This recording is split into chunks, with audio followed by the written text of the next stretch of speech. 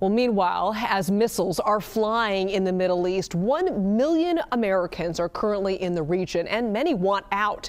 The White House says they're doing what they can to get Americans out, but with more U.S. embassies and consulates suspending their services, some Americans in the region say they're left with limited options. I'm going to go live now to CBS News correspondent Shanelle Kaul. Shanelle, you've been talking to people who are essentially stranded. What are they telling you?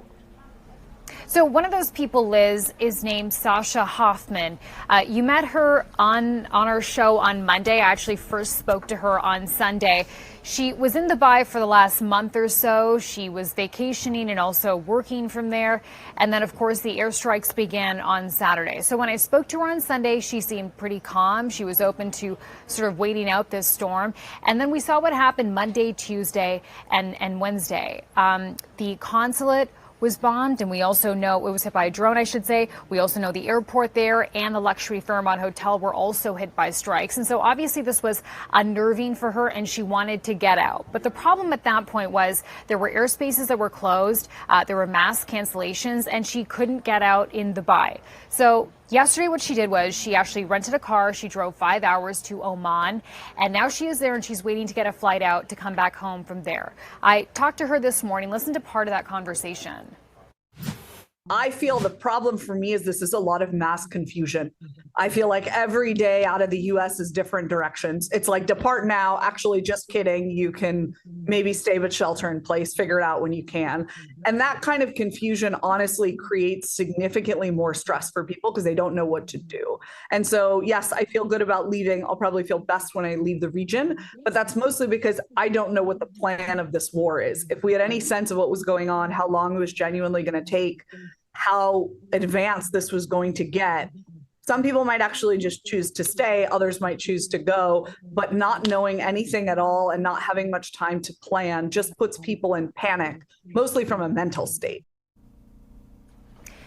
And so, Liz, the administration facing some backlash for really not having a concrete evacuation plan in place for the thousands of Americans who happen to be traveling to or through the Middle East this past weekend when the war began. We also spoke to an Ohio man who's in Dubai right now. Take a listen to him.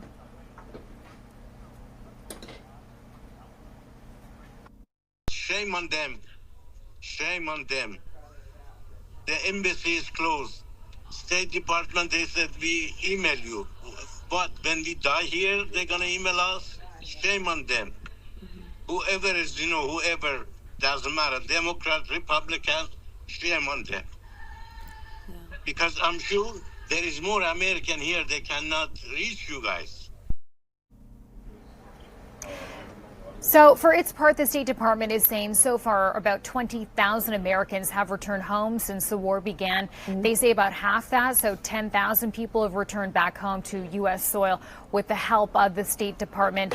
But exactly what that help is not clear at this point. They did say the first charter flight out of the region took off yesterday, and more flights are currently being arranged. And I do want to point out that is something that Sasha had mentioned to me later on this afternoon. She texted me saying, I'm now hearing that there are more charter flights going to be available soon. She hasn't herself gotten on one, but I think this is just a ray of hope. She's hoping that she will be able to come home soon. Yeah, I mean, it's nice that they're providing charter flights now because commercial flights are incredibly expensive, right?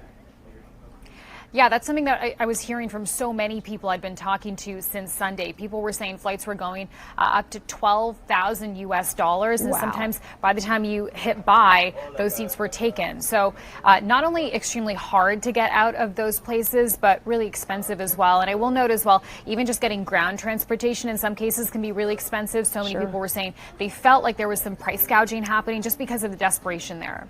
Shanelle Kaul, thank you so much.